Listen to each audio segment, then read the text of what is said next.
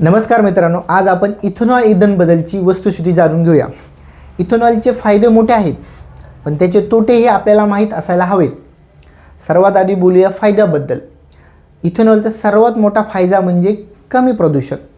पेट्रोलच्या तुलनेत इथेनॉलमुळे हवेत विषारी वायू कमी सोडले जातात, ज्यामुळे निसर्गाचं संरक्षण होते।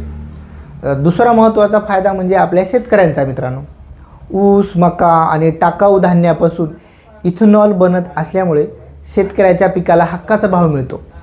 तसेच इथेनॉलमुळे भारताला परदेशातून कमी तेल विकत घ्यावे लागेल, हे खूप महत्त्वाचं आहे मित्रांनो, ज्यामुळे देशाचे कोट्यावधी रुपये वाचतील। हे इंधन शेतातून तयार होत असल्याने ते कधी न संपणार आहे।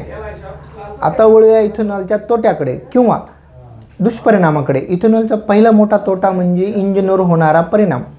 साध्या पेट्रोल इंजिनमध्ये जर जास्त इथेनॉल वापरले तर इंजिनमधील रबर आणि प्लास्टिकचे भाग लवकर खराब होऊ शकतात। दुसरा म्हणजे मायलेज। शुद्ध पेट्रोलच्या तुलनेत इथेनॉल मिश्रित इंधनावर गाडी चालवल्यास मायलेज थोडे कमी मिळते।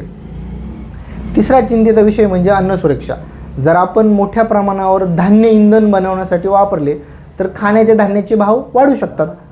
आणि शेवटचे म्हणजे पाण्याचा वापर। इथेनॉल निर्मितीसाठी आणि ऊस शेतीसाठी पाण्याचा प्रचंड उपसा होतो, जे पर्यावरणासाठी आव्हानात्मक ठरू शकते।